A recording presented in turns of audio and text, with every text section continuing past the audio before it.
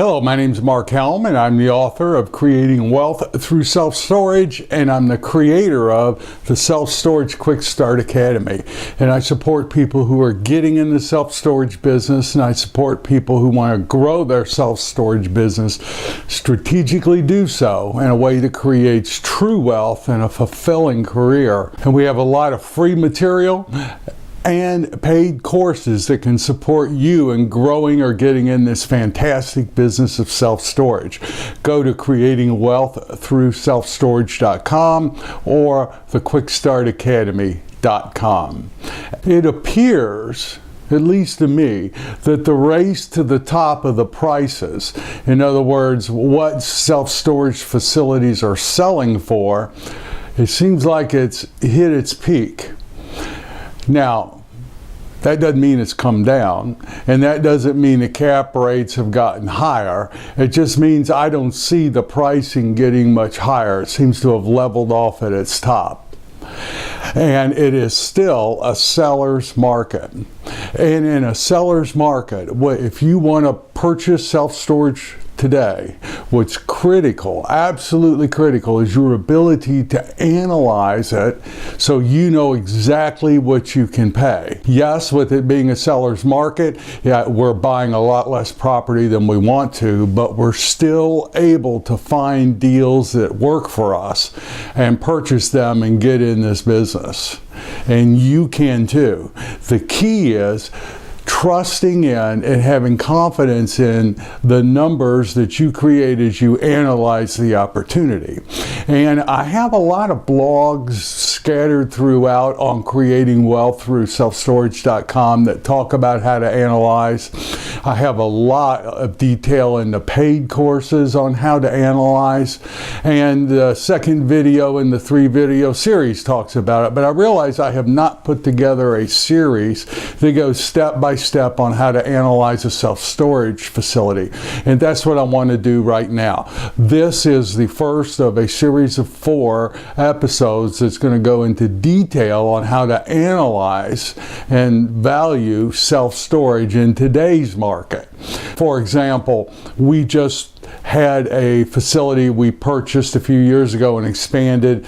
We had to get it appraised because the loan's coming due, and the appraiser put a 6.9 cap. That was the cap rate the appraiser used to come up with a value on this facility we own. Now, there's no way in a million years I can pay a 6.9 cap on a stabilized piece of property on an income stream and then get the returns I need to get to fulfill on my business strategy. There's just no way. I would have to add more income. I would have to add more storage. These are the cap rates that are being used today to put a value on self-storage. So it's never been more critical for you to be able to have confidence in your ability to analyze. And what I've noticed as I work with people is that if people trust their numbers and have confidence in what they create, they purchase. If they don't, they stay on the sidelines. Get in the business. Price, we've got a good run in this industry, but the sooner you get in, the more wealth you will create. But do it smart. So let's talk about how to value self-storage. Now, before we get specifically into self-storage, let's have a quick review class on commercial income producing real estate analysis 101. Let's talk about some very basics. Every commercial real estate asset that generates incomes, whether it be apartments, whether it be retail, office buildings, self-storage, single-family homes, all of them have something in common. So you have income. Income is usually in the form of rent. And then you have operating expenses. Operating expenses are the taxes, the insurance, the maintenance, what it takes to run that building, run that project on a day-to-day basis. And you take income minus operating expenses, that gives you a number, net operating income, or NOI. NOI is the number that everyone attempts to get at when they're putting a value on commercial income producing real estate, because the NOI is what determines the value.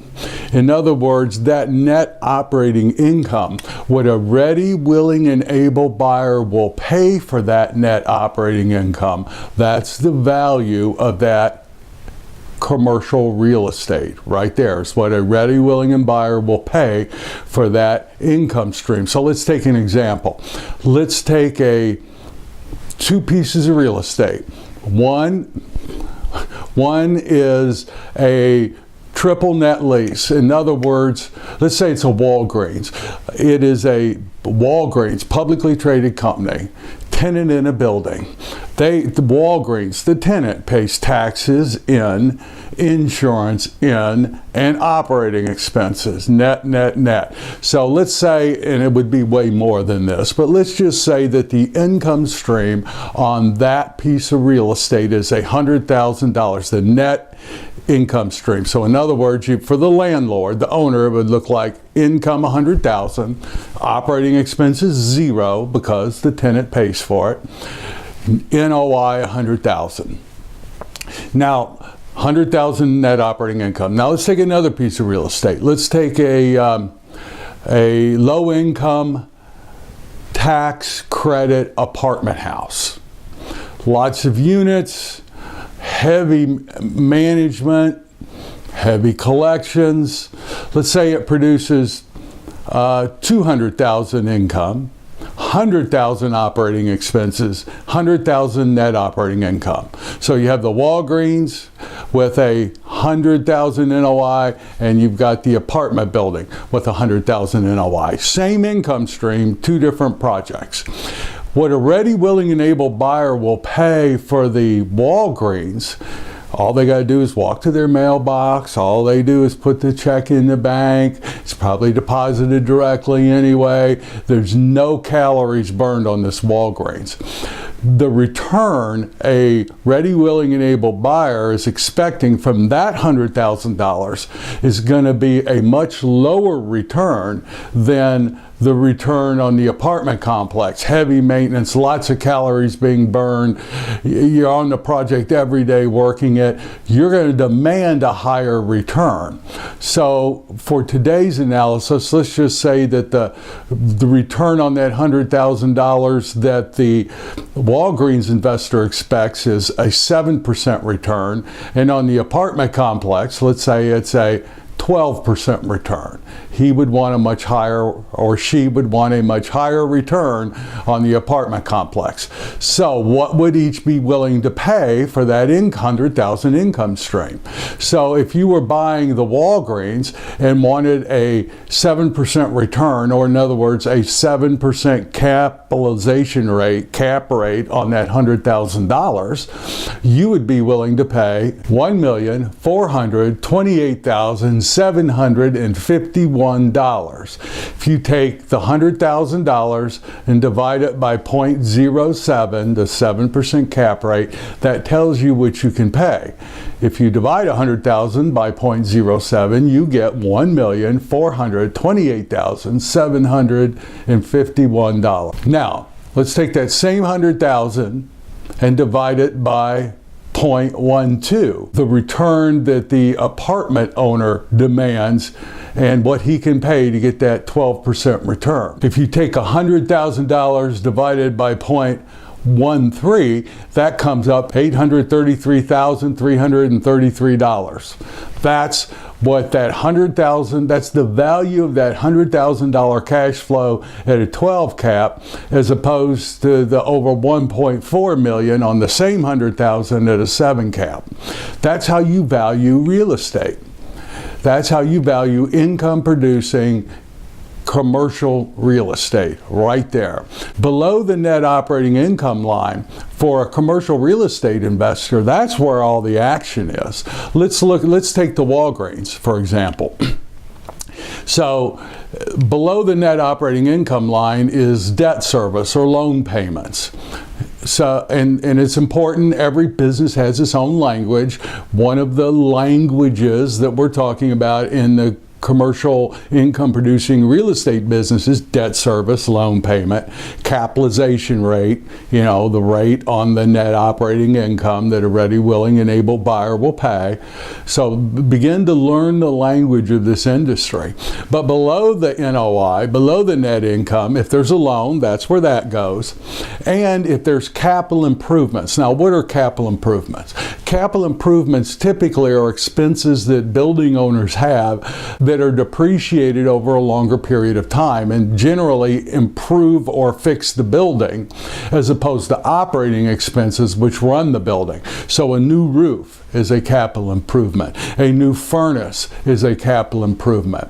If a tenant moves out of a building in the office building or the retail building and you've got to reconfigure the space to put a new tenant in it, that's a capital expense. If you have to paint that space to get a new tenant, that's a capital expense. In apartments, when you put new appliances in, new carpet in, that's a capital expense. When you pay the real estate agents a commission, that's a capital expense.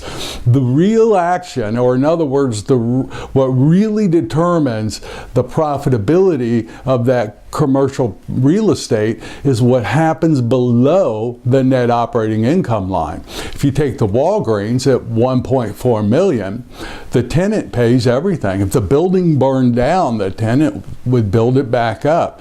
So that $100,000, if there's a loan, you pay that, but other than that, that is the distributable cash minus the loan payment. On the apartment building, if you had 20 people, you could have $40,000 worth of capital expenses a year replacing tenants. So that what gets put in the pocket is $70,000, not $100,000. And it's that all that action below the net operating income line that determines how much you really make. Not what you pay, but what you really put in your pocket on a piece of commercial real estate. Now let's look at self-storage. That's why it's so great. There are no tenant improvements. You got a steel wall and a concrete floor. Every now and then we paint the floor if there's a stain, but there's no capital improvements. There's no commissions to pay. I know when I'm going to replace my HVAC and the climate control, I can put $500 or $1,000 a month away to have the money there when I need it. I know how often we're going to pave it. What few capital expenses there are in self-storage, you can save for very easily. And your distributable cash in many ways feels very much like that Walgreens. You can project your cash flows very accurately in the self-storage business. That's why, for smaller investors like us, it is a fantastic product to get into, a fantastic business. I'm spending $45 to $75, depending on what part of the country I'm in, dollars a square foot to build or buy it. Try buying a Walgreens, or try buying an apartment building, or anything at that. I'm paying over 100, 150, 200. We had a condo project once where the shell cost for us was $255 a square foot. Self-storage is a fantastic business, but it's very different than any of the others. How you value it and how you come up with the income is basically the same, but the process is different than any other type of investment real estate. And that's what this series is going to be about. We're going to show you step by step how to analyze self-storage. Even if you're familiar with other types of real estate, self-storage has its own nuances. We're going to analyze it very carefully so you know what you can pay and how much additional value you can add if you're going to be looking for value-added opportunities. And my coaching today is you want to be looking for value-added opportunities, but you've got to be able to trust your analysis of it so you can make an offer that has a chance of being accepted. So that's what the next 3 episodes are all about. And here's what I invite you to do. If there was anything you didn't understand in the overall commercial real estate analysis 101 I just went went over, replay this, reread it, study it, know it.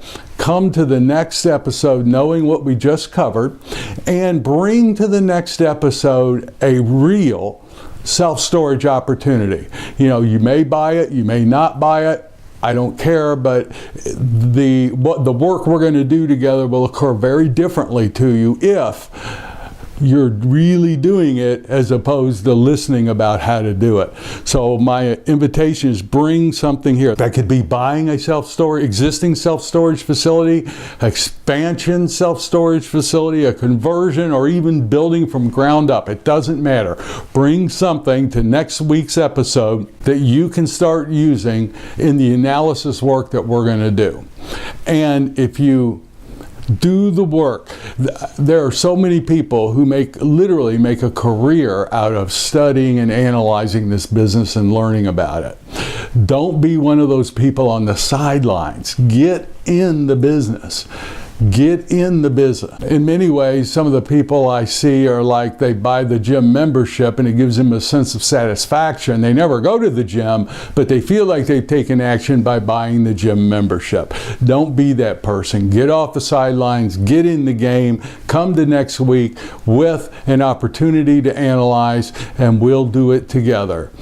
And if the work we're going to do could change your business, change your life. Thank you very much. And know that in April of 2017 at the Paris Hotel Inside Self-Storage Convention, I'm going to be running a class called How to Buy Self-Storage in Today's Crazy Market. It is an extension of the online class that I've run in the past. And the work we're going to do here in these episodes will really benefit you if you come to Paris and go through that class. So I look forward to being with you next week. Hopefully I'll see you in Las Vegas. Come up and say hello to me. And by the time we go to the ISS convention, my goal is to have released version 2 of the Storage World Analyzer, and it is a fantastic analysis tool. You don't have to have it to analyze self-storage, but it really does help. It makes it quicker, and especially if you're not good with numbers, a tool like that can support you very well. Go to creatingwealththroughselfstorage.com or storageworldanalyzer.com to learn more about it. See you next week. See you in Las Vegas. My name's Mark Helm. Thank you very much.